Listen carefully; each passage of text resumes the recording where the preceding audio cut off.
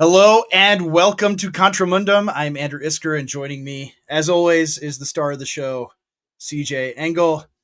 Hello, CJ. How are you? All I'm good, man. I am hanging in there by a thread. right. But Sounds I'm like you have a cold. Yeah. I do have a cold. Yeah. It's probably just pushing myself to the limits. I don't think it's anything beyond that. But yeah, man, As we do. I'm getting ready for the big move. I am moving in stages over the next 3 weeks. So I'm ready. I'm ready to go. Did you wear the shirt you're wearing today because I titled the episode "Blackpilling is Forbidden"? Did you even This is know? gray. This is dark Okay. gray. Well, So you need some more. You need some more light in the office, in the shop office there, because blackpilling is not allowed. That's the theme of the episode today. It's forbidden. It's illegal. You're going to jail if you blackpill. All blackpillers are going to jail. I'm sorry. Actually, I'm not. Straight to jail. Get out of here. So, no. Last week, CJ said, and actually, we're all going to make it. I think I can divulge this. Right? He texted us afterward and said the best part of the episode last week was when CJ was like, "Can I blackpill for a second?" And Andrew sputtering. I'm telling you, like, no blackpilling. It's not allowed. I will blackpill in January. All right, you can do. First of all, Kamala's gonna win. What did I just say? I just said it's not a black pill. That's no not blackpilling. No, it's not a black pill. She's not going to win. Black pill. That's not happening. We're not allowing it. She's going to win. All right, first topic. They're going to meme her. They're going to meme her into the presidency. Nah. No. Okay. They count the votes. They could cancel the election. They could say that there's proof that Trump is being paid by Putin. There's a national emergency. They can do whatever they want. All right, we're going to mute CJ now. No, that's the white pill. The white pill is that the mask is coming off and we don't have to pretend like we can save the regime, which is what Trump does. Trump says we can make America great again. Washington's going to be okay. The system's okay. Kamala says, no, it's time for revolution. The chat is really great today. Yes, TJ Boone is right. Right, they're gonna cackle her into the presidency. They're gonna meme her. It's gonna work. Here's the thing. I disagree. I'll let you finish. So I'm gonna let you finish. But here's the thing. You're wrong though. I've never seen so much like tidal wave of propaganda. This is like Soviet era propaganda, just full-fledged, every corner of the media, all like the coordinated Kamala is so cool. We always liked Kamala thing. She's like awesome. Trump's weird. JD Vance is weird. It's being absorbed by people on the ground. It's being absorbed by Main Street. You can't help it. These people sit in front of their televisions. Yeah. I mean, younger white guys, they're immune to it. But I don't think like there's people that like literally think, oh, I guess Kamala's not that bad. Like they can meme her into popularity. They maybe. Are you done? Are you done blackpilling? I'm not blackpilling. I know you're not. I know. Are you done? Are you done doom spiraling? You're doom spiraling for us right now. All right. Go for it. All right. So here's the thing. Right. Yes, I totally agree that the level of propaganda that we've seen in the last week is it might be more. I mean, maybe it's recency bias. Right, we're commenting on current things. This always happens when we comment on the current thing, but it sure feels like as intense as 2020, or even more so. Oh, right? For sure. For sure. Like all of the, we got to be careful because we're on YouTube. But the medical event that took place, and the mostly peaceful.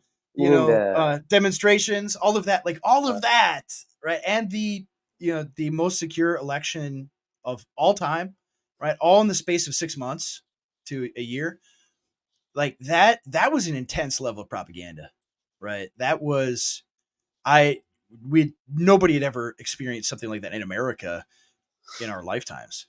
And so this last week though, it maybe topped it because think about this. Like they hid her, right? They hid her for 3 years because she's such an embarrassment, Mhm. And only because Biden,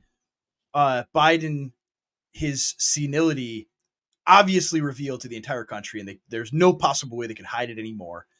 And then the palace coup happened.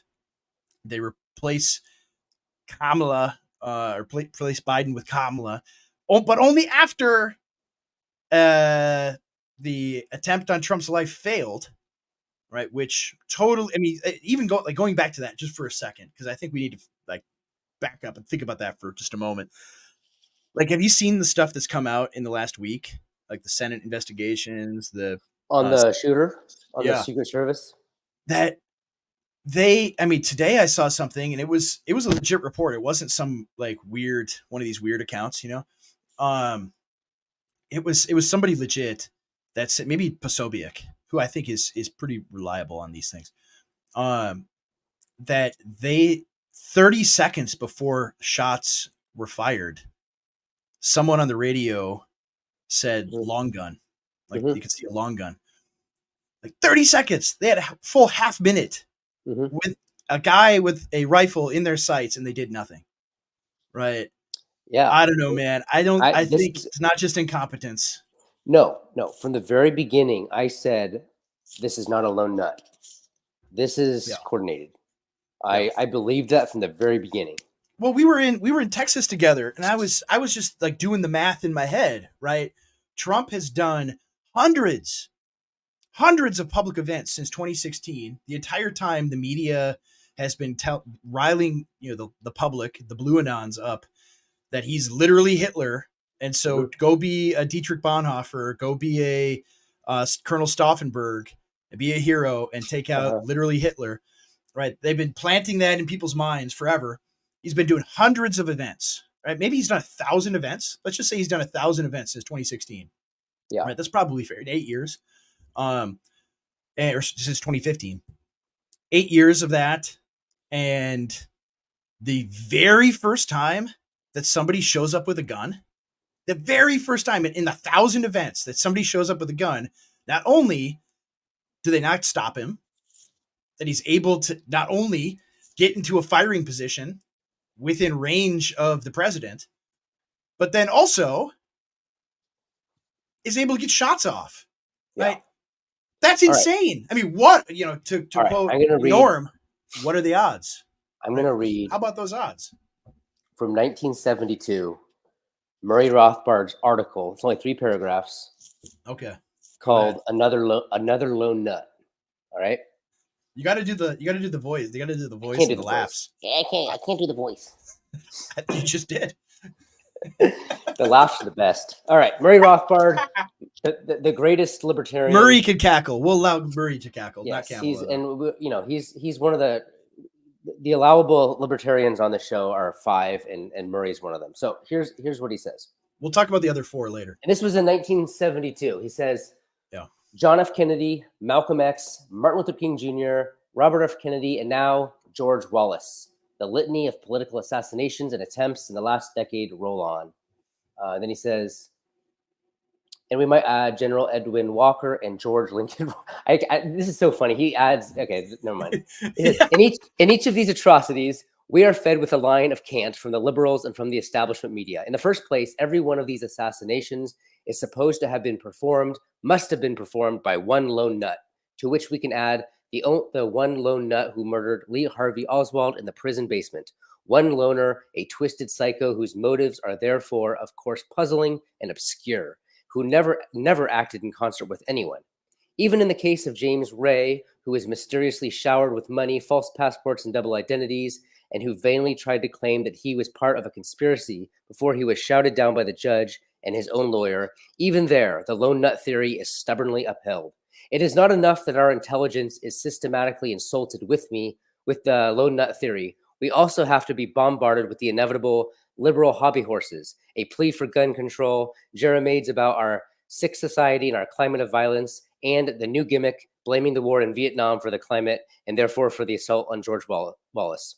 Without going into the myriad details of assassination revisionism, doesn't anyone see a pattern in our litany of murdered and wounded, a pattern that should leap out at anyone willing to believe his eyes? For all the victims had one thing in common. all were, to a greater or lesser extent, important anti-establishment figures, and what is more, were men from the charismatic capacity to mobilize large sections of the populace against our rulers, and therefore constituted populist threats against the ruling elite, especially if we focus on the mainstream right-center wing of the ruling classes. And so they were disposed of. We can't prove it, but the chances of this pattern being a mere coincidence are surely negligible. If the only problem is a sick society, a climate of violence, and the absence of gun laws, how come that not a single right centrist, not a single Nixon, Johnson, or Humphrey has been popped at? So his point is basically that it's always the same type of people that are being assassinated, and there's never any involvement with the establishment. It always happens to be this one lone nut. And I just love that article because every time there's a mass shooting and it happens to, threaten the people that are anti-establishment, then it's like this random lone nut in the establishment who happens to benefit from something like this. They're the ones that they go off scot-free. So I always love that article. Well, I mean, just think about it since 1972 when he wrote that, right? You have think of the assassinations or assassination attempts that have taken place, in recent history, and even all the way back. Like, Reagan gets elected, and he is at least in the public mind this anti-establishment figure, right? We can debate that. We can spend a lot of time debating that, but in the public mind, he was. And after he was shot, he did a lot of bad stuff, right? He did a lot of establishment things, interestingly enough. And from there, I mean, you have the lone nut that went and shot up the Republican congressional baseball team, right, as they were practicing. That took place. You had Rand Paul's lone nut neighbor that sent him to the hospital. You had obviously the Trump shooting. You have what else? There's probably some I forget. I mean, you have Las Vegas, this lone nut that just decided to shoot at a country music festival. Think about and Kenosha. all the school shootings. Yeah, think about Kenosha. Yeah. Like, it wasn't organized. There was no BLM wasn't behind it. It was just three random people who were peacefully walking, and Kyle Rittenhouse shot them. It's like, no, these are part of these very coordinated riots. These are part of these very coordinated, like, social engineering efforts. The FBI had a drone up there the entire time watching it, right? And so all of these things. It's crazy because what we're told with the whole like January 6th narrative is that there are millions of potential insurgents all rife all throughout our country that are ready to take up arms against the government and take over the country. And it's like, no, there's not at all. That doesn't, other than like a couple FBI agents, infiltrating some hillbilly militias, it doesn't exist. It's not real. But the actual violence that exists, all on the left, all always against our people. Crazy. Like, we look at how many, and I need to preface this by saying, I'm not calling for this. Do not do this. Do not think that I'm calling for this. I totally eschew all violence completely and totally. So with that in mind, like, look at how many, prominent, Democratic politicians, figures, leaders, all these things, nothing ever happens to those people whatsoever, right? Not only, nothing like what happened to Trump, but like they're never threatened in any way at all. Even just like you look at the ones during 2020, all of the Republican politicians that were harassed by demonstrators or just harassed when they're at the airport or whatever, like, you don't see any of that ever. Maybe you will see it to a certain extent in Chicago at the DNC, right? There might be rioting and violence like that that takes place, but that's maybe, that still falls within this. I think the same characters, right? The same violent characters that you see in Kenosha and in BLM are going to go to that city and cause problems, and they'll only attack, right, the figures that are not far left enough for them in the Democratic Party, right? That's it. So it still operates in the same way. Do you think Why would they? Why do you think they can't fortify things this year? Okay, so yeah, we'll get back to that argument. I think. Well, let me finish my thought on that before we get to that point. I don't want to leave this hanging because I don't want people to get the wrong impression. I think the point is that like our people, I mean there are crazy schizo people out there that do crazy stuff, right? So it can happen, and I don't want it to happen. I want crazy people to not do bad things. But overall, our people are normal people. They have jobs and families and mortgages. They pay their taxes. They are involved in their community, right? They're not violent criminals, right? We don't have this large strategic reserve of scumbags like the left does, right? That's why this doesn't happen. I think partially, but on that point, on the other point, on why I don't think the fortification is going to happen in the same way. You need a significant operation to do that. That's very well funded, and I don't have the numbers in front of me at the moment, but the funding for, and some of this too is actually going to be like, there are lawsuits from several attorney generals about what they just basically took all of the money that was given to Biden for his campaign and just deposited it in the Kamala for President account, which is technically very illegal to do. Isn't that funny? Isn't that funny how they're allowed to do that? And then Trump paid Stormy Daniels, and he's out of his own pocket. Out of his own pocket. And they're like, it should have been campaign money that you use this for. I know, he gets a felony for it, right? It's crazy. But yeah, so that's part of it. But also, there's been a lot of defectors from the donor class to Trump. And we've talked about this before, the PayPal mafia and many of these Zionist Jews that are just reliable Democratic donors either are not giving to them or are not giving to them and giving to Trump instead. So that is that's one factor. The other is I think, I mean, you see a lot of doom posting from people all over Twitter about how, the RNC is not doing anything. They're not prepared to attack the fortification efforts, things like that. And I just saw a story today that sorry, Euclid, I'm not being anti-Semitic. I'm just talking about the facts. But I think he's being tongue in cheek. The story today that I saw is that, right, it was big news that Donald Trump got his daughter-in-law, Laura Trump, to be like the vice chair of the RNC. But what she is doing, I'm white pilling even about the effects of Zionism. That's right. I'm just dispensing the white pills here today. Truddle. I know. Okay. Thank you, Euclid. I know you didn't mean it seriously. I was pretty sure. But they're assembling thousands of lawyers, tens or hundreds of thousands of poll watchers, and it is. They had all that last time, remember? And they shut them out. I know they cut them out of there. I know they did it. But here's the other thing about it is, in order to fortify, right? In order to fortify, Andrew believes in the system. I don't believe in the system. I believe in democracy. I don't believe in democracy or the system. Democracy or any of it. Cannot be. I'm just saying. I want our people to win. I want Trump to win, and you don't try to win unless you think you can win, right? I mean, just basic just war theory, right? You don't go out to fight a losing battle. That's fair, right? Yeah. And so, I think it's plausible.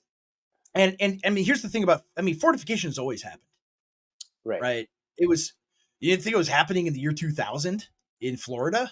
Like, of course, I'm pretty sure Bush stole the election too, by the way. Great. I mean, Roger Stone did it for him, man. Like, Trump needs to get Roger Stone involved again. I'm not critiquing him. I know. In democracy, you got to shore it up. You got to do your thing. You got to, that's like, our democracy is it's as strong as ever. Joe Biden told me.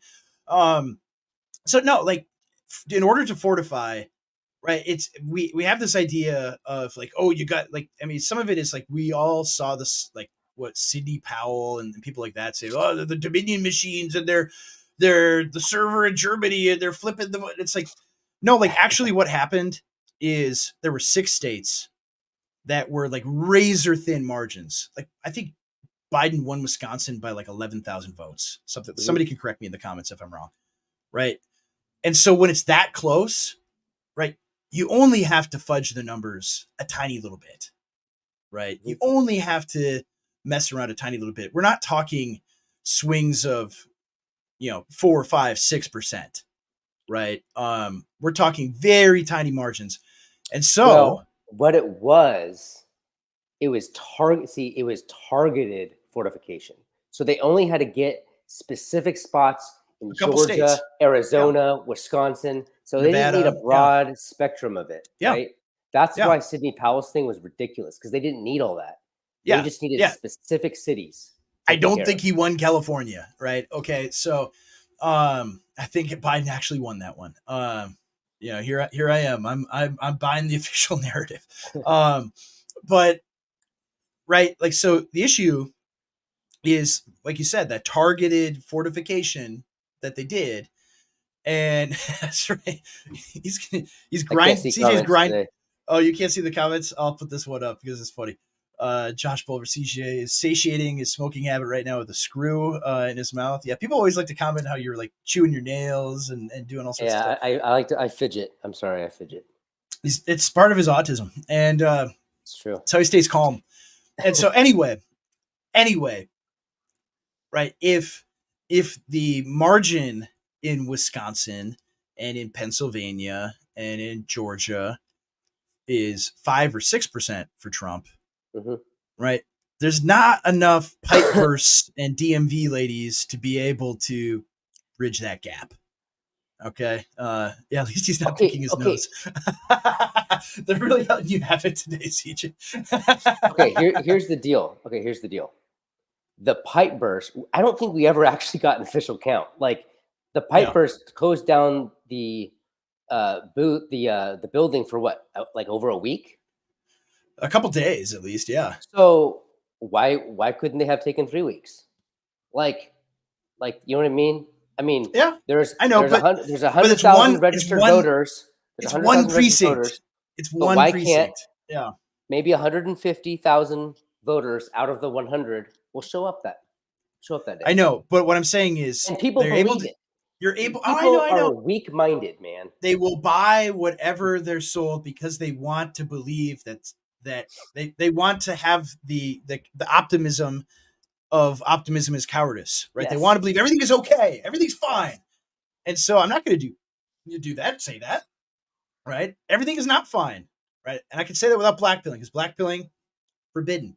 But what I'm saying, CJ, Mr. Engel, is in order to fortify, it's got to be razor thin margins at a baseline, right? Why? In terms of legit stuff. Why? And so if you could control one precinct and do whatever you want in a single precinct, even a big one, right? There's still a finite amount of stuff that you can do, right? That's what I'm saying. That's what I'm saying. And the thing is, you don't have, I mean, remember 2020, like you had half the country afraid to leave their homes. Yeah. Right. You didn't, like, an election is like, it's not a whole season of like 3 months of collecting ballots. It's traditionally, it's one day, right? You have election day. And so there's going to be less mail-in balloting this year, less opportunity to do those things. I think it's not going to be back to normal like it always was. Like that toothpaste is out of the tube. But I think, right, the margins are not going to be that close. And I think Trump is much more popular now than he was in 2020. I think that's a fact as well. Just in terms of like real electoral politics, he's much more popular. People, like, all he has to do is like show up to a debate with Kamala and say, everybody out there watching right now has to pay twice as much for groceries as they did this time 4 years ago. And who's responsible for that? It's her, right? Why And is boom, you got her. why is Trump not wanting to debate her? Is he wanting to wait till it's closer, until they've actually affirmed her in August at the DNC? Well, yeah, that's a good question. I think there could be some shenanigans with the DNC. That's part of it. I mean, some of it is just he negotiated the debates with the Biden campaign, right? Not the Harris campaign. And so, right, he negotiated, okay, yeah, we'll have the microphones turned off. We'll have a side-by-side screen. We'll have these moderators, right? Those were all negotiated things. And he negotiated them knowing he's going against Joe Biden. Mm-hmm. And there's going to be a different set of parameters for him that will help to his advantage, right? That he's going to, try to get. Mm-hmm. So that's why it's not like he's afraid of her. You're buying the media, CJ. You're blackpill. You're reacting to the media. They're making you blackpill. This is like that Spider-Man meme where we're both pointing at each other. Yeah, I know. But I think, I think so much of it. I mean, did you see Trump at the? I know you've been really busy this week. Me too. We're both in the process of getting ready to move. Hashtag me too. Yeah. But did you see the National Association of Black Journalists event that Trump went to? Did you see any of that? Where they asked him if, and he said he doesn't know if she's Indian or black. Yeah, that one. He's like. We should talk about that, because I cannot think of any better answer. Like I would have given a very serious answer. Trump's the master. He's the all-time master at this. Like, what other better response would there have been? He totally he detensified the situation. He involved the ridiculousness and clownishness of the question in it. It was hilarious. His answer was hilarious, and he just made a joke of the entire process. It was perfect. And on top of that, and on top of that, man, like the best thing about it is, and you see the reaction from, I mean, I saw like Ben Shapiro and Rod Dreher and all these people like, why are we talking about Kamala's race? Why don't we talk about the issues? Why is he talking about that, not the issues? And it's like, don't you get it? Like everything is identity politics right now. And so, and she did the event the day before, right? She did the twerking event with whatever rapper, right? Holds a concert and just, shakes everything for, half an hour to get, people to actually come watch Kamala talk. Yeah. and then she goes there and she starts talking like this caricature of a black lady. That's so funny.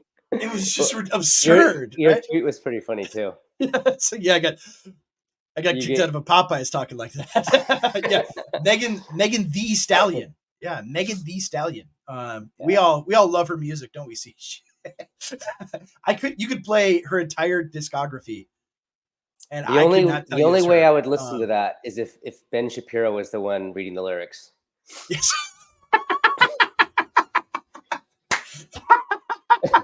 Exactly. So, right. So she does this event. The next day, Trump goes to the National Association of Black Journalists under the pretense that Kamala is going to go to it as well. She doesn't show up. And right, he goes there. And what does he do? Right. Because here Kamala is trying to gin up support from black people, say, I'm one of you. I'm black. And what does Trump do? He questions the whole thing. Right. So he inserts a bunch of doubt among that group of people. Right. Because how do they vote? They don't vote. Well, let me weigh the issues. Let me see what's better for me personally and what policies work. They're like, no, she's good for black people. I'm voting for her. Yeah. Right? So he goes there and he says, I've known her for years, not directly, indirectly. I've known her for years. The whole time she's Indian, celebrated her Indian heritage. I knew she was an Indian woman. And then all of a sudden she's black. She's a black woman. That's funny. And then he's like, somebody should look into this. Somebody should look into this. It's just perfect. This is hilarious. And the thing is, what does that do? It shows like she's a chameleon, right? She will adopt whatever image or identity of the group that she's speaking to, right? So if she wants to talk to like middle class white people, she'll be like, well, I was a prosecutor and I was tough on crime and I was this and that. And then she goes and talks to black people and be like, we got to policing. We got to defund the police. We got to let all these people out of jail. Right. And so she adopts whatever identity she has to for the audience that she's with. And on top of that, right, Trump inserted this idea where it's like, well, is she really black? Is she or not? Like, is she one of you? Because she's been saying she's Indian this whole time. And like a lot of people on the right criticize Trump for like just how much he panders to black people. But like he knows how they think. And it's like, well, oh yeah, she maybe isn't one of us. Oh, yeah, maybe I one of don't those like her. examples where like He's depressing their turnout is what he's doing. Yeah, exactly. I mean, Trump gets that. I mean, New York politics is it's not the same as like polite society politics. I mean, they know how the game works. I mean, the race hustlers in New York City, it's very obvious what's going on there, and Trump gets it. Yeah, he's always gotten it. And he's a PR genius. Like that's what he does. Like his instincts and his ability. You can't teach somebody to do that. To manipulate the media. Yeah, like he manipulates the media so well, because for a week it was every single Democratic politician, every host on MSNBC, every host on CNN, everybody everywhere is, these guys are weird. My own governor, right, who himself, Tim Walz, an extremely weird dude, extremely weird. Yeah. It's going on and saying, yeah, these guys are weird. They're weird. JD Vance is weird. And everybody's saying weird all day long. And then Trump goes in, he's like, I don't know, all of a sudden she became a black woman. And bam, like that is gone from the news cycle completely. Now it's all about what a bad guy Trump is, questioning, oh, this is white supremacy. You get to decide who is and isn't black, right? And the you had like the mixed results. Like all these people like, oh, see, they ended Trump's career. It's over for him, which is always the opposite. And then you had other black folks, other black journalists and commentators who were like, this was such a mistake. He went in and blasphemed in our sacred space. Right. There was this weeping and gnashing of teeth among them. And so like he won the day there for sure. And so like he's able to dominate the news cycle by just being by posting. Right. By just doing his thing. Right. And it was interesting because I don't know if you saw the clip of Vance today where Vance was asked about this, and he explained it in this very direct and thoughtful, articulate way. And so the combination of Vance and Trump, I think, is something we'll have to talk about more as the campaign goes on. But I think it's perfect because Trump does his Trump things, right? Where he's saying his thing, he's gets the media going, and then they circle back to Vance, and Vance is like, yeah, this is totally normal, right? This is what he means, and this is really sensible and fine, and so he's able to like translate, right, what Trump is saying into normal people talk and make it make sense. And I think that's a powerful combo, right? You got the charisma and the it factor that Trump has, and then Vance is this very sensible, reasonable, well-spoken guy. So yeah, orange cop, good cop. Yeah, that's right. Vance is doing better now.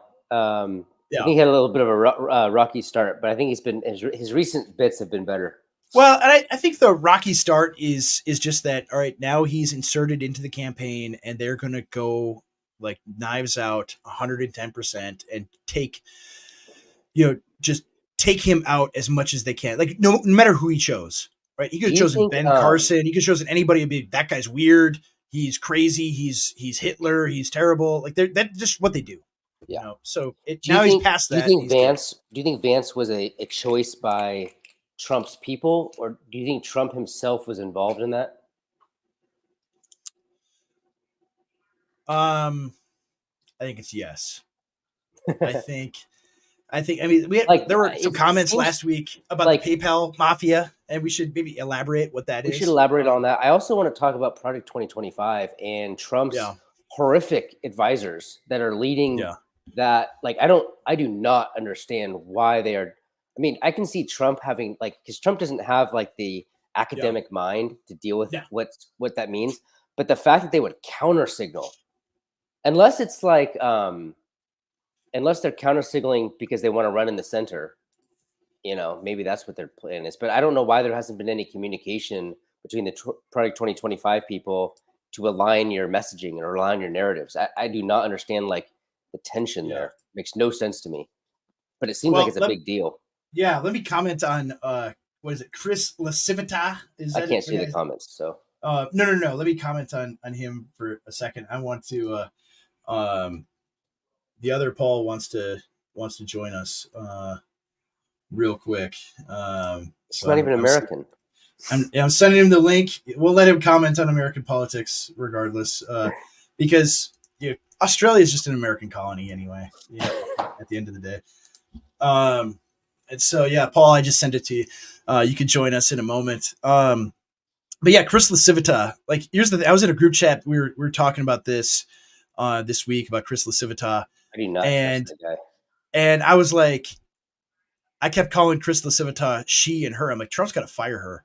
And everyone's like, dude, it's a guy. And I'm like, wait, what? It's a guy? I just assumed it was a woman because like I've only ever seen a picture of him. Yeah, and female energy. Every quote that he has, it was like extremely feminine, right? I was like, man, he is like really wimpy. And so he's terrible. He was. I mean, you probably saw the Cernovich tweets about how, he was this never Trumper guy. He's a Bush guy. He was pushing for Ken Paxton to be impeached. He was pushing for J6ers to go to prison, all that kind of stuff, and is sidelining all of the Trump loyalists. And so, it may be his time. Trump does this. He fires campaign like in 2016. What did he go through? Like 4 or 5 campaign managers, right? So it's time for like the trademark Trump, you're fired, for Chris Lascivita, for sure.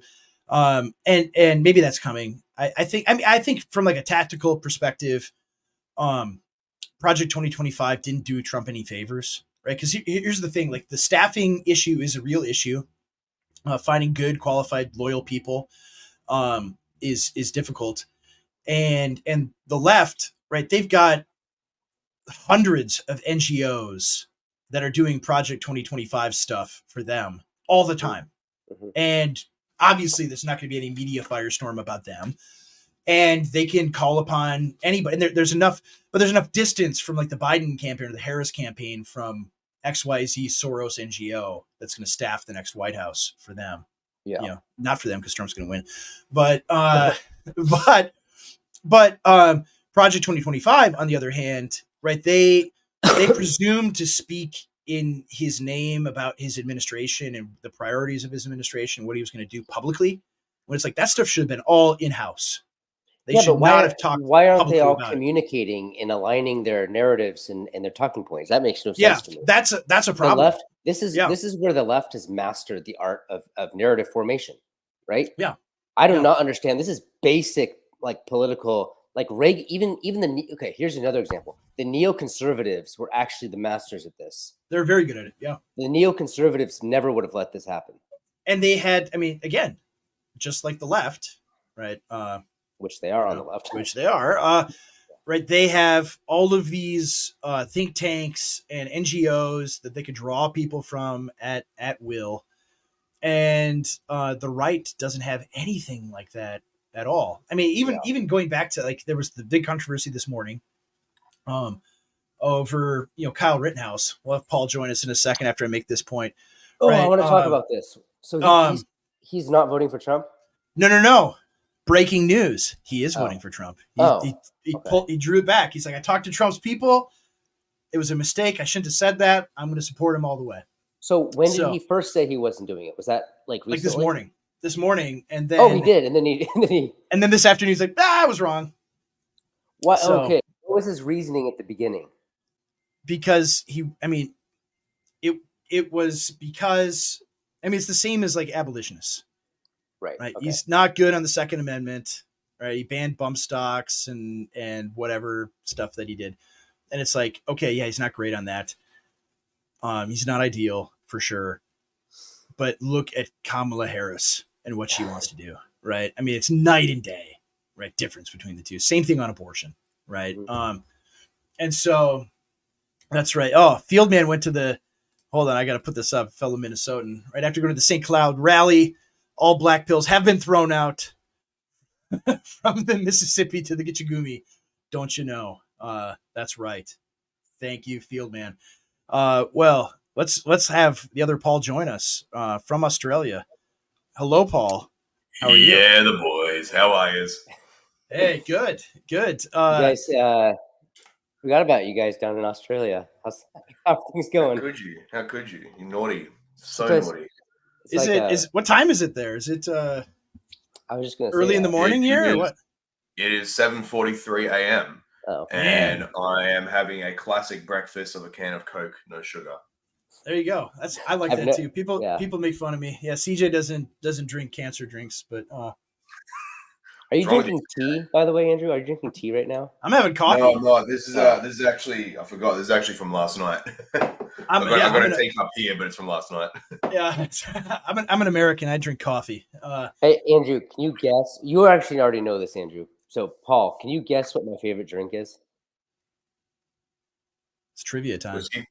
I bet Andrew would get it. Whiskey? That's kombucha. It's actually not kombucha. Yerba mate? No, it's sparkling water, Pellegrino. Oh, I love Pellegrino. Yeah, I drink like 4 a day. Brothers. Yeah. What's wrong with you? That's I'm a Californian. It's my most Mediterranean quality, as I love. I knew California had a water crisis, but I didn't know it was that bad. That's right, man. That's right. So yeah, we were talking, Paul, about Kyle Rittenhouse today. Maybe you just woke up and saw the controversy of our guy Kyle. CJ, you got to meet him, didn't you? Did you get to meet him? I didn't. CJ? I didn't get to meet him. You didn't? No. Oh, you were talking. That's why. I'd missed your talk, and I just hung out with Kyle the whole time. Wow. All right. So that's the reason why. That's the reason why he changed his opinion today. Is because he knew it would disappoint me. He knew that I said no blackpilling, Kyle, and look what happened. Like I tweeted, I'm like, yeah, it's disappointing that he said that, but he's a good kid. And when I was 22 years old, I wrote in Ron Paul too, and I wouldn't want people to like listen to me about politics, almost 20 years ago. Was that what this was all about? Because I did see a photo about him with Ron Paul. Is he like what, not endorsing Trump or what? Yeah, so he was he made a video saying I can't support Trump because he's bad on the Second Amendment, and his job now is like a gun rights activist, and so I can't support him. And the backlash caused him to back down and say, no, I was wrong. All you have to do, man, cyberbullying works. It does. True. It does. True. Actually true. I'm trying to look for something. Just as a quick response to Rittenhouse. If I can just find it. I've got something right here. This is great. This is great podcast. Now you can't we can't have any guns on the stream, but you're in Australia, so you don't have any guns there anyway. So it's well, what's funny is that if you guys want, I can show you a photo of me with my friend's 12-gauge shotgun. It's a very nice looking thing, and let's just say I look like a different religion. But anyway, Kyle, Reed Schmidt, please. Yeah, Reed Schmidt. Need to know what time it is, bro. Speaking of friend enemy distinction, I was going to talk about this too, because the other thing that's been going on is Megan Basham's book came out, right? And I was thinking about this. We're planning on having her on the show, and I'm sure people in the comments will be, what about Wary's Law? What about Wary's Law? What? Well, guess what? CJ and me, but mostly me, we're the sovereigns of the Contramundum Nation. And the sovereign is he who chooses the exception. And so I'm gonna make a ruling and say we can have Megan Basham on to talk about Big Eva and how twisted and disgusting and left wing and corrupt and sold out they all are. So we're planning on having her on in the next couple weeks. I haven't heard of this Wary's Law. Just by the way you're talking about it, does that mean just no interviewing women? No, Now, It's more complicated than that. Yeah. Murray's law is like whenever a woman is in charge of something, it's inevitably going to go left wing. Like, right? Isn't that what it is? It's most. We should actually have Ben come on and define it for us. But it's more. But it's also that about trajectories and things. Yeah, like but also that if you critique something, it's more appropriate to have the women doing it, because as a man, you don't have the right perspective or whatever. Yeah, right? that you're allowed to.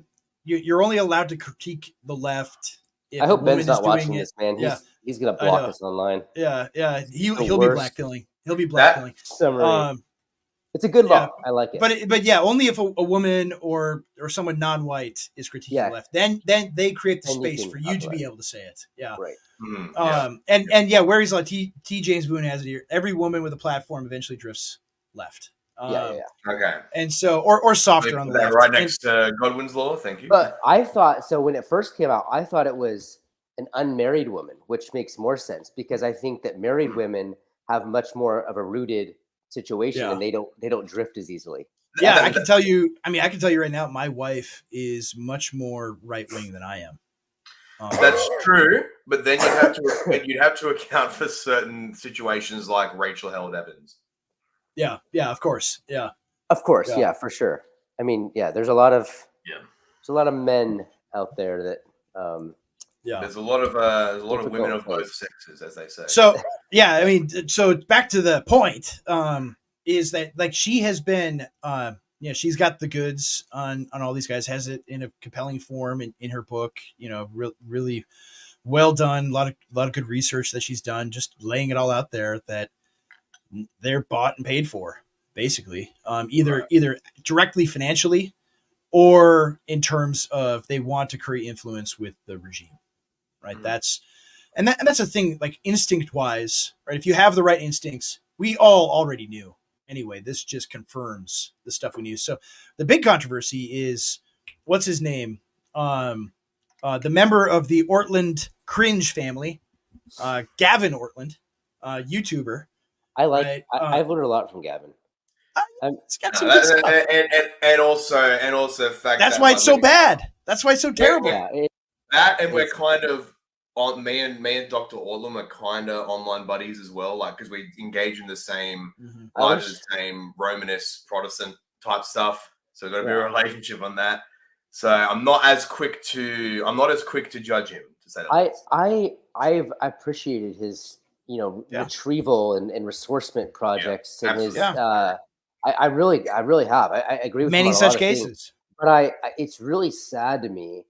Okay, this is the thing that Stephen Wolf always points out. Why is it that you're allowed to do resourcement projects on theological topics, but whenever sociological or political projects come up, no resourcement allowed? I mean, it's really sad. You know what's funny? I almost had the opportunity to ask him that in a private group Q&A yesterday. Yeah. It's in a larger group that we're both in. That's largely for people who are struggling with the claims of Rome, and so we help them out, Rome and the East. And he was having he was the subject of one of the semi-regular Q&A live session things, like tons of people there, big queue. I unfortunately came in too late to ask a question, but one of the questions which I had listed out, which I was going to pick one, but one of them was, we're doing this resourcement on theology proper, ecclesiology, this and that. That's great. But what about resourcement in the question of political theology? Do you think that's worthwhile doing? Like we should do that? So I definitely wanted to hear what he thought on that because the observable universal pattern among like particularly the Baptist resourcement crowd, and not just the Baptist resourcement crowd, but they're really the ones pushing it, is like, we retrieve the doctrine, but the political theology, no, don't touch that. We're Anabaptist, bro. Yeah. Exactly. No, I agree, and I think one of the reasons is because, well, first of all, his connection with Russell Moore, I think, puts a little bit of damper on his ability to be even-handed on this kind of stuff. Right. I mean, when he talks about global warming as a social justice, relevant topic, that's coming from Russell Moore and that entire ethos, and so he has to fit in. I mean, this is the thing about tweeds, is they have to fit in. That's it drives everything about them. Brad Littlejohn's the same way, right? Brad Littlejohn's the same way. Same point that Truttle made, right? Say the line, Bart. I've appreciated his teaching in the past, right? All these guys the same way. It's like, yeah, they have good stuff to learn from, but then it's like, oh, we need to adopt the climate change hysteria. I got a customer here, so I got to jump. So, all right. Yeah. We'll see you next week, CJ. thank you, I'll Paul. hold down the Thank you, fort here with for, Paul. for stepping in for me. I appreciate it. All good, King. All right, Catch ya. talk to you later, bye. All right. Now that CJ's gone, it's only white pills from now on. Now, right white here- pills only. We are. This here is with Paul. this is the kitchen, boys. This is where we are cooking tonight. That's right. So only white pills. Trump's gonna win. Forget everything CJ So said. true. Forget everything Fuentes says. Forget the Fed black pillar. That's right. So I think, yeah, like looking at this stuff, right? The Basham book. Yes. I think, and CJ brought this up, right? Gavin Ortlund is employed by the same church as Russell Moore and as what's the other guy? Sam Alberry, right? These guys are like they're on a team, literally, and so of course they're going to circle the wagons and defend Russell Moore and defend David French and Tim Keller and all of these people. But of course they're going to do that. What did you expect? Like, they want to act like, oh, we're above tribalism. We would never do tribalism, right? That's all they do. That's all they do is protect their tribe. And all they do is thoughtfully engage the left. Thoughtfully. We're going to have a dialogue and a conversation. But if you're 1 inch to the right of them, you are evil. You're probably racist. You're probably anti-Semitic. You are probably a terrible person. You probably kick puppies, right? You love Hitler, right? That's how they think of you all the time. And it's sick. And people are used to this game that they play, and they're done with it. And so here she has the goods on all of them. It's fantastic. I'm pleased as punch. What I've Puppies followed are so racist. far with the controversy, because I don't have a book and all that, so I don't pretend to make comments in either direction on her. But from what I've observed, just with the Twitter stuff, is the book comes out, suddenly a small swarm of guys for whom it just struck a nerve start to do these tweet threads like, actually here's this figure she got wrong. Actually, here's this fact like that. What's his name? That Pastor Ben Marshall guy, that really disgusting character who should be absolutely publicly destroyed in terms of his reputation as the wolf he is for other issues. But anyway, so he did that. Actually, here's all her lies in the thread. She got this stat figure wrong and stuff like that. A few other people did the same, and so obviously I don't have the book. I can't judge whether they're right or wrong. It's entirely possible. There's one that seemed like it was a clear error where I think Megan said these two guys graduated from a PCA seminary, but then they themselves tweeted, we never did. Like, we never went to a PCA seminary. So maybe that's one where it's like his face clear. But either way, from what I've noticed is they're all attacking facts that are, and not that this is nothing, but they're all attacking facts that are largely ancillary to the point. Yeah. Which is still not good, because like assuming, like granting that maybe she did get some minor ancillary facts wrong, that's still not a good thing. Like, it precisely because you're dealing with this kind of crowd, you have to. You want to get everything exactly right, so they exactly, every single little point. Otherwise, that's the political, that's the warfare game. Like, if you have any error, even if it's completely irrelevant to your point, they can hyperfixate the conversation on that and then drown out the lion's share of what you're actually trying to talk about. So that's a big problem. But again, that assumes there are any major real huge errors. Let's get this comment from Euclid here. We'll interact with the chat here for a second. I've seen a lot on Twitter about the book, but almost nothing about what is actually in it. I'm still not sure what is in it. Right? What does that remind you of? What other book does that remind you of? Mein Kampf. No. They think it's Mein Kampf. They think it's Mein Kampf. What other book published in the last 18 days? Oh, Case for Christian Nationalism. Yeah. Yeah. It's exactly the same. Right? It's exactly. That's a clip. That's a clip. Yeah, of course they think. They think. I'm not wrong though. I'm not wrong. Like, a lot of people talk about it, but few people actually read it. So. Yeah, it's to them. It's the Pam Beasley picture. Stephen Wolf, Case for Christian Nationalism, Mein Kampf. Same picture, right? Yeah. So anyway, no, I think that's exactly right. Like they're not engaging with the thesis of the book, right? They want to discredit it. They want it to be like false in a little, therefore false in everything. They want to go with that, and and so I'm actually right because this is a white pill episode, right? This is a white pill episode here today. Yes. Right. Right. Oh, we got somebody here. Right. A book called Christian Nationalism is the same as my. Oh, somebody's actually doing the meme right in the comments. For a fascist from Wasika. Right. I'm my political theology, my politics are much older than the 20th century. I'm sorry. So you got me wrong there.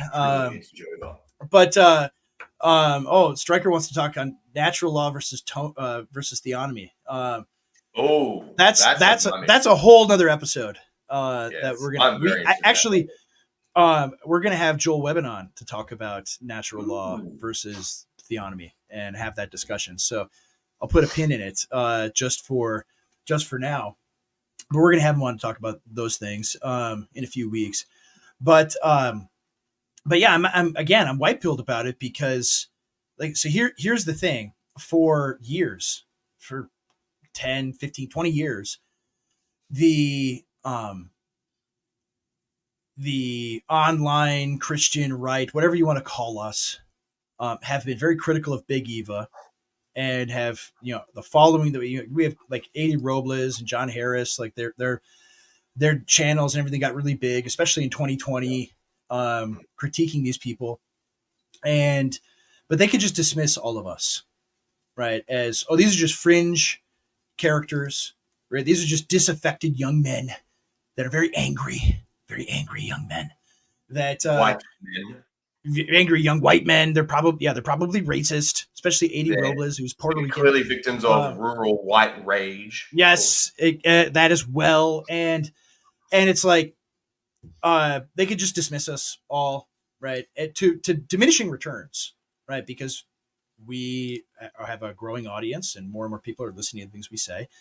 But they can't so easily dismiss Basham, who is a reporter for the Daily Wires. I think she worked for World Magazine. Like she has some credibility in their world, right? In their world, she has credibility. We don't have any credibility in their world. I don't want any credibility in their world whatsoever, but she does.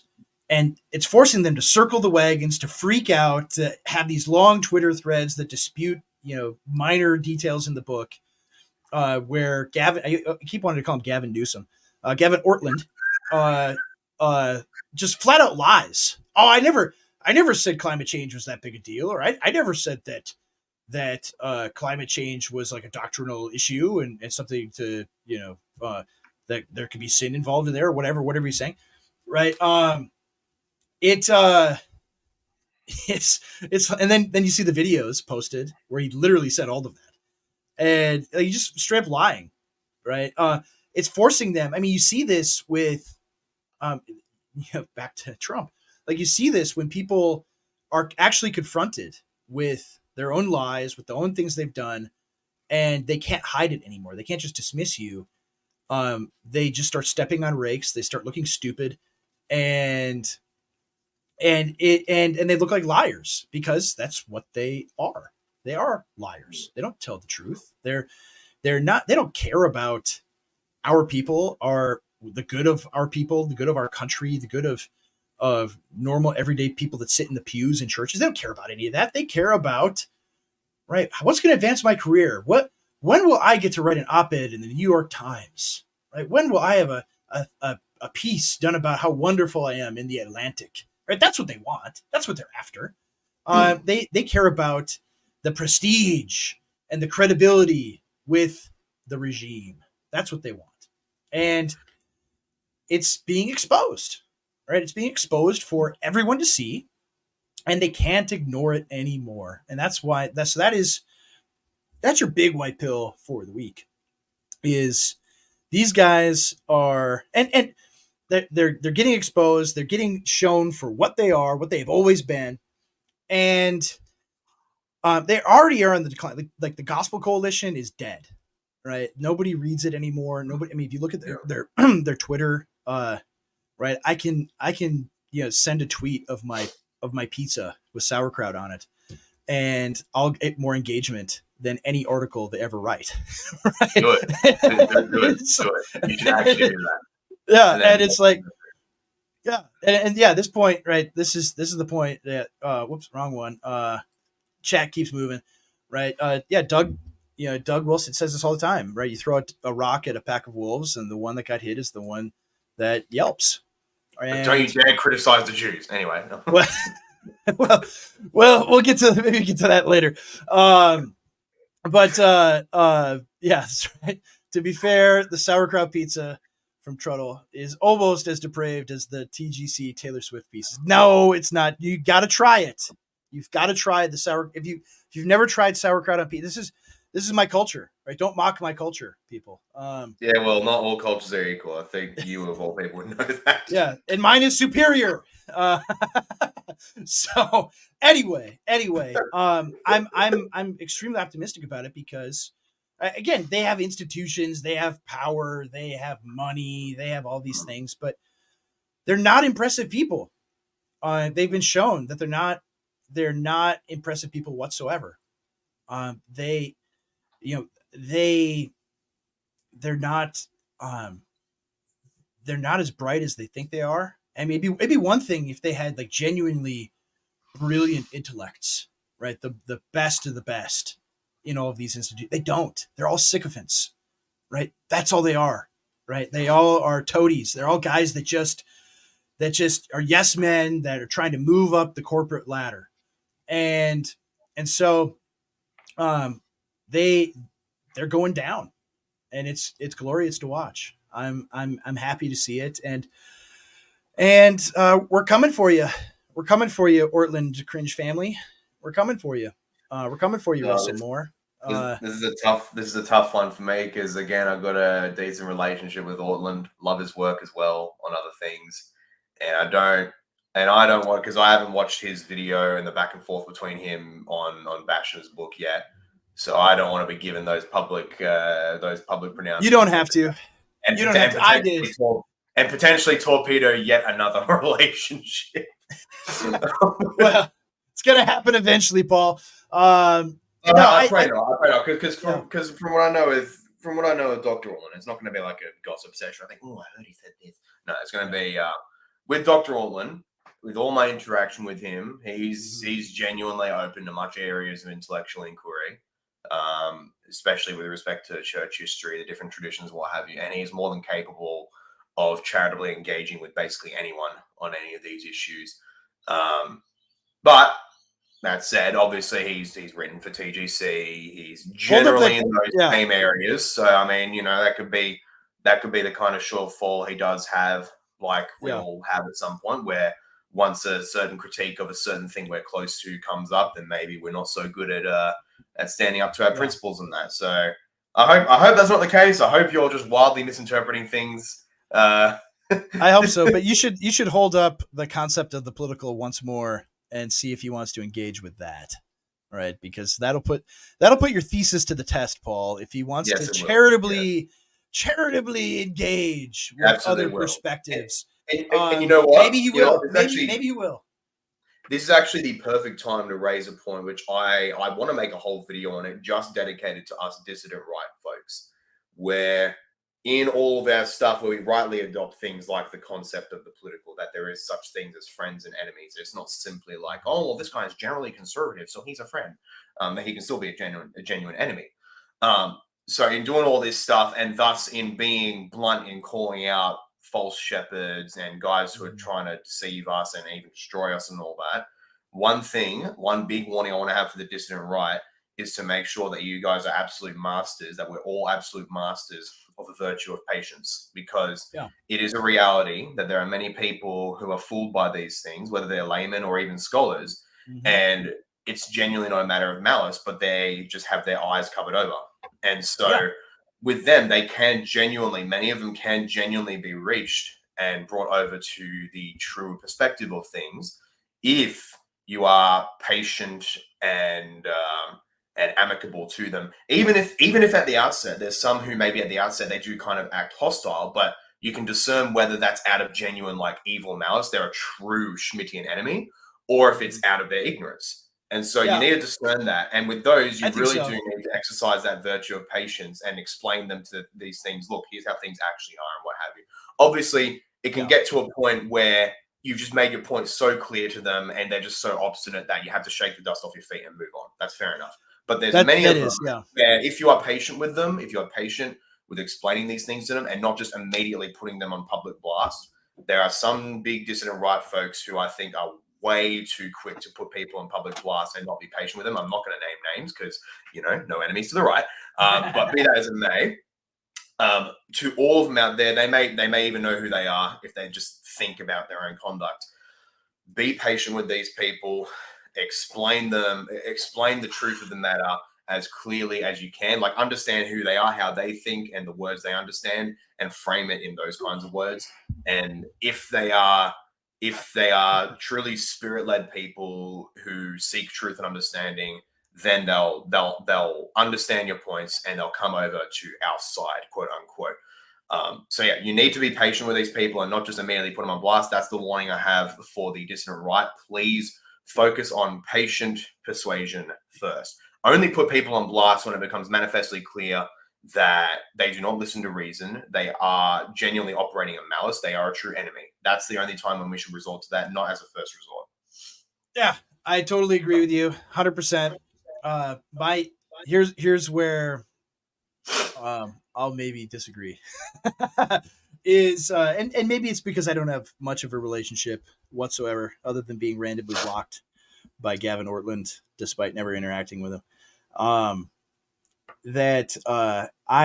feel like my instincts are pretty good on who is friend, who is enemy, because it's hard to, like you said, it's hard to discern, right? Is this person operating out of malice, or are they operating out of, this group think, go along to get along. This is what I'm required to say and do, and I don't know any better. And so, for instance, I think the fact that Ortlund works with Russell Moore, it's gonna be a hard sell for me to think that he's not operating out of malice. That's gonna be my instincts are gonna push me toward that. But you know him better than I do, so maybe I could be wrong. Something I'm at least hoping that we don't give Russell Moore too much credit, as if he has some kind of anti-Midas touch, where as soon as someone has any friendly association with him, bam, now they're malicious. It's entirely reasonable to assume that many people operating with Russell Moore, they believe in him and his missions, but they do so out of ignorance and not out of the deep-seated state-controlled malice that he and others may. I don't know. To press that, to really press the necessity of being patient with these people first, is that if you are not that, we could genuinely make people into real enemies who initially may not have been. That's true. Is absolutely something that can happen. That's really, let's look at our own. That's what happened with basically mainstream society as a whole, with the left and all that, and also with mainstream conservatives, where I wanted to work in mainstream conservative circles and systems and what have you, but seeing how they're in a sense persecuting people of my persuasion, and I wanted to be reasonable with them. They don't want to be reasonable with me. That's turned me into an enemy of them. So we need to consider whether we may end up doing we may end up doing the same thing with some people, where such people may have been malleable to persuasion. Mm-hmm. But then, because we put them on blast too early, we now turn them into a real enemy. That's a problem. Yeah, I don't know. I think I think with the Tweed question, it's tricky because some of them are persuadable, and their motive being is consensus. It's getting along. It's being reasonable and open to conversation, things like that. But you have to fight through the impulse that is everywhere in their circles, that the right is always evil, The right is always bad. You can be as erratic as you want with the craziest people, with people who are like, oh yeah, the Olympic ceremony last week was wonderful and beautiful, right? You can engage people like that, right? Yep. You can't, anyone to the right is evil and bad. And so unless you could break people out of that, it's going to be very difficult to persuade them. Yeah. Like Euclid said, the impulse I'm describing is effeminacy, and it's right. It's true. I mean, I remember back in, comment? Yeah. Which one? Dalton's, his latest comment. Yeah. Oh yeah. You have to remember with these people, there was once a time when you thought like them. Many of them, I don't know if I ever did. I don't know if I ever did, but I know what you're saying. Yeah, you're right. Yep. I mean, I definitely didn't think like I did 10 years ago, right? Mm-hmm. I mean, if we were talking about like libertarians or like abolitionists or people that are very, very driven by ideological principle, and that's the first priority, is maintaining the ideological principle. Politics is a secondary consideration. It took a lot for me to come out of that way of thinking.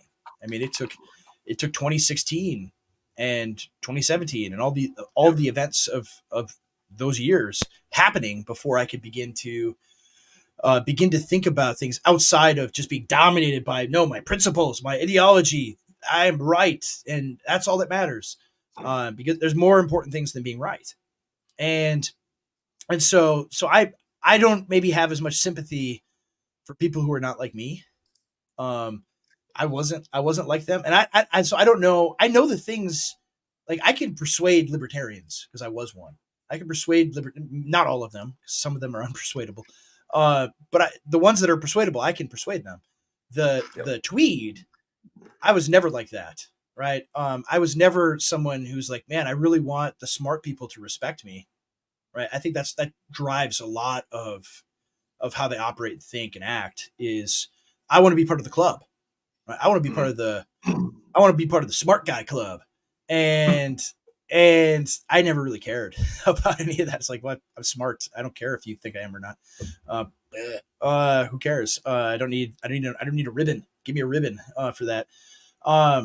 And so, yeah, I'm always at a loss in how to deal with them. So I think you bring up a consideration that some of them, yeah, you don't want to make genuine enemies where you need not. You're absolutely right.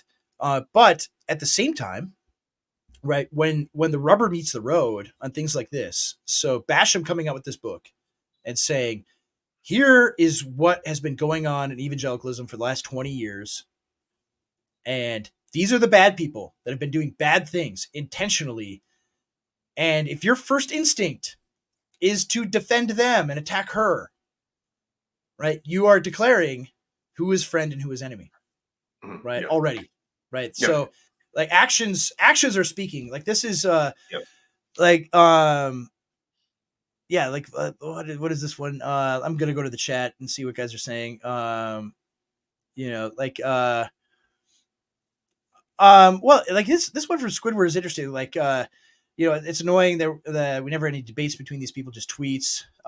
Joel Berry isn't willing to debate after X amount of time. I don't trust them. Well, interestingly, like in this situation, like Joel has been really good. Joel Berry's been great on this, and has defended Basham against these people. And like other people were saying in the chat, right? Actions speak louder than words and beliefs. Like this, yes. The fact that he's defending that's major credit to him, because he doesn't have to. He could join the parade of people attacking her, and he has not. So that's encouraging to see. And so, and I think, I mean, this goes back to your point that you made, earlier, Paul. That because a lot of our guys just want to say, oh, Joel Berry, he's like pro-Israel and he's attacking, he's calling us all racist and things like that. Which he's attacked my friends, and I don't like that. But I look at him because he is like he's like a canary in the coal mine, right? That this guy is, and I see him as signaling where the trajectory of like the evangelical normicon is. And for him to, not counter signal our people for the last several weeks, really since Trump got shot, he hasn't, it's all right. It's wartime, right? Friend, dare I say it's friend enemy distinction time. And he is operating on those terms. And I think he's seeing that. And my approach to him has always been, right, I'll disagree with him when he's wrong, right? And I have, but I'm not going to, like you say, flame him, because I think maybe I'm naive. I could be, but I think that's a guy that's persuadable to see, right? We're not bad people. We actually want the same things you want. We want good stuff for our country and for our people, for Christian people here in America. You should be on our side. And I've operated that way, and it feels like, he's come a long way in several weeks. And so, I think, and like, Logan's saying here, I don't. The funny thing is about all of this, and just what I say about Joel there, is I feel like, even though people think like I'm this abrasive guy, like this, Rod Dreher, his whole review of my book was Ed Risker's this angry young man. I feel like I'm pretty ironic, actually. Just, I don't ever use that word because I think it's a word for nerd. We love everybody, folks. We love everyone. Love them all. But I feel like if I have good instincts about who is friend, who is enemy, who is persuadable, who can become a friend or not, so I feel like I have good instincts along those lines. And my approach is, if it's in any way possible for me and you, or me and my friends, to get along with you, I'm going to do everything I can to make that happen. Good. And so in the case of the Ortlunds, I could be wrong again. I could be wrong I've been wrong about things before, about people before. I could be wrong about him. But in this case, with his actions and all of it too, like, he's shares an office with Russell Moore, right?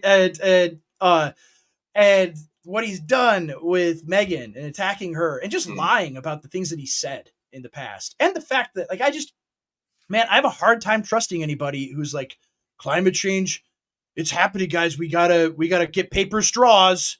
We gotta start using paper straws now, or whatever stupid thing that they believe in.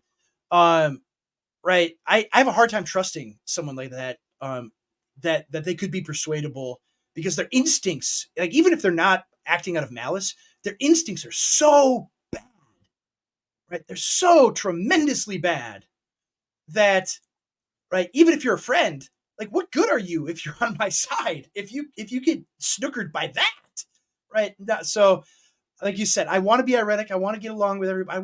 I want peace and love and friendliness and brotherliness. I want to give everybody a big bear hug. I would love to do that, but there's some people that just, they're not going to do it. They're not going to want to be our friends. Guys in the chat are like, no, you're wrong. You're wrong, Andrew, about Joel Berry. Maybe I am. I'd like to be right, though. Right. I would like to be right about this. And so that's what I want. So your point there, Paul, I think is good.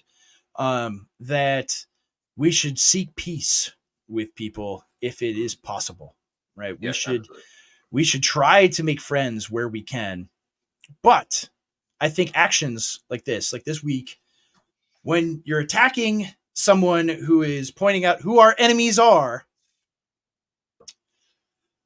I'm not that great at math, but if you do the math, right, if you're attacking someone who's pointing out who our enemies are, that puts you on the side of the enemies, right? And so that's not good.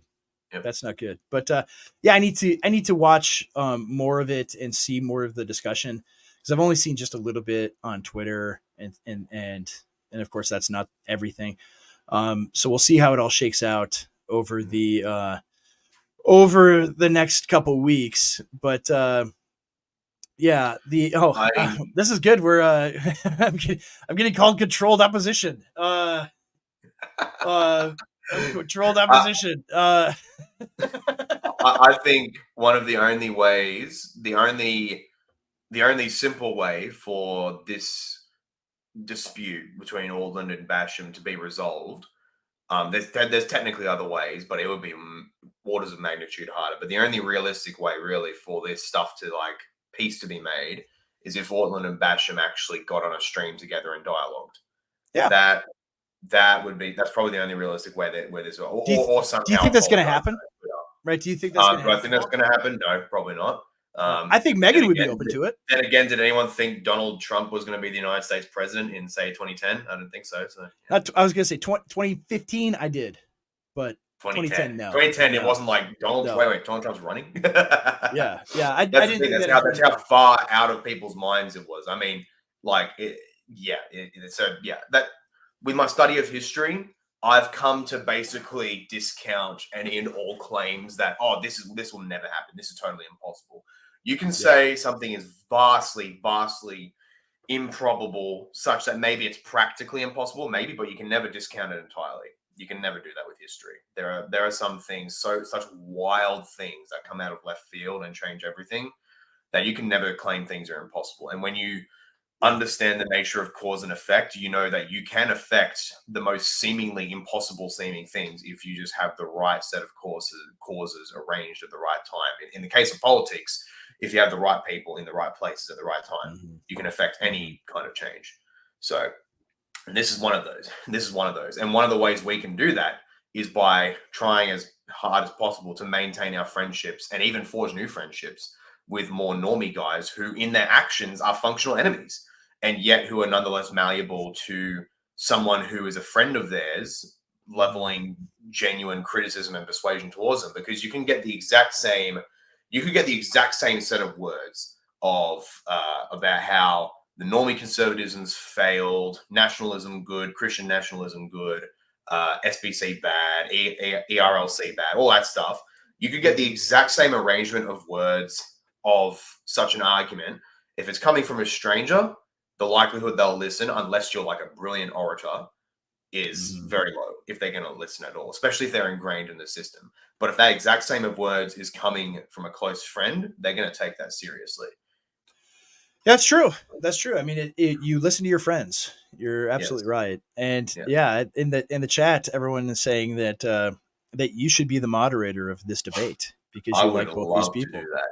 I like both of them. I put my hand up to moderate multiple kinds of discussions between two people who are feuding like really, really badly. Have I had a success yet? I don't think so. Well, maybe this will be the first one. Let's make it happen. Maybe. I mean, it's gonna be risky. I don't know if it'll be sensitive for Dr. Ortlund if I say, "Hey, do you want me to moderate a discussion if possible?" He might just end up saying, like from his perspective, he may end up just saying, I'm not interested in any discussion with Megan. She's badly misrepresented me and all that jazz. Maybe Megan will say the same about him, or maybe she seems more open, honestly, to this kind of stuff.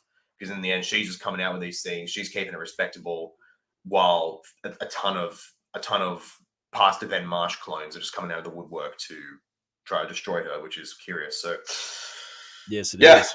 Yeah. So as I said, there's certain people who can be persuaded, even if by their actions are functional enemies. And then you got Pastor Ben Marsh. You got the false pastor, the false shepherd. Yeah. And others like him. Yeah, you don't want to be on his side. Like that's the thing. I mean, if friends of Gavin are listening, right? You don't want to be on Ben Marsh's side on anything whatsoever. Period. So no. Not gonna make it. No.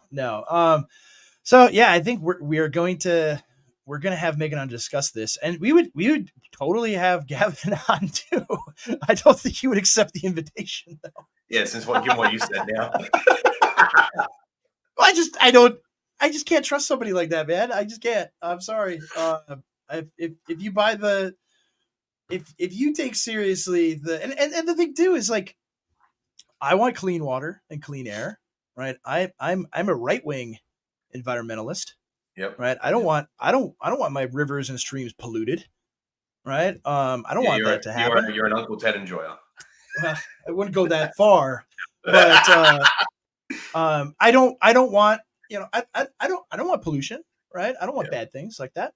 I don't think that these people actually care about any of that stuff. Like I want like 10,000 nuclear power plants in America, right? I'm that environmentalist, man.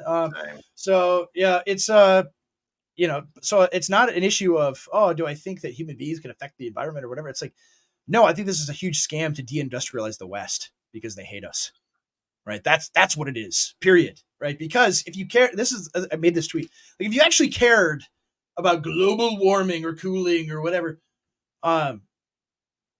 then you would need to be an advocate for immediate war with China and India right now to get them to stop, right? To get them to stop CO2 emissions and warming the planet, right? We got to save the ice caps and the polar bears, so we're going to war with China, right? All right, you start saying that stuff, then I'll take you seriously.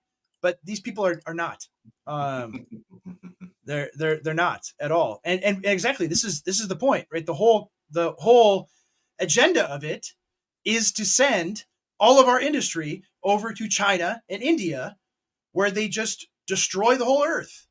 Yeah. Right. So if you want to be an environmentalist, right, you need to have 10,000% tariffs on Chinese and Indian goods and H-1B visas and immigration now.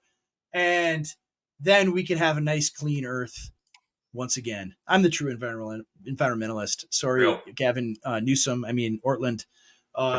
It's me, not you. There we go. So we solved that issue, and that's, I think, all we got for today. Hopefully you have a nice, pleasant Saturday morning in Australia, Paul. When it's your time tomorrow, I'll be doing Bible study on Revelation with my church. Very nice. So very exciid to do that, as I do every week. It's about the helicopters. That's right. We already covered the black helicopters. So yeah, CJ, who had to bounce early because he's way too busy right now to hang out with me. And also for Paul, thank you for joining us on short notice there, Paul. Of course. Yeah, maybe we'll do a whole episode on right-wing environmentalism, Logan. But for all of us here, unfortunately, no, I'm not pre-mill. We'll do an eschatology episode one day too, and I'll try to persuade CJ of my views. Yeah, for all of us here, including We're All Gonna Make It, who we did not have time for again this week. Thank you all for watching and listening. Please like and subscribe and share this, boost it. Go on your Spotify and wherever you do the audio, and give us 5 stars because you love CJ so much. Do that. Boost the channel. Let people know that the conversation here that we are having, you're not going to get anywhere else. So thank you to the chat as well. You guys are always awesome. And without further ado, you all stay peacefully dangerous, and we will see you next time. Bye.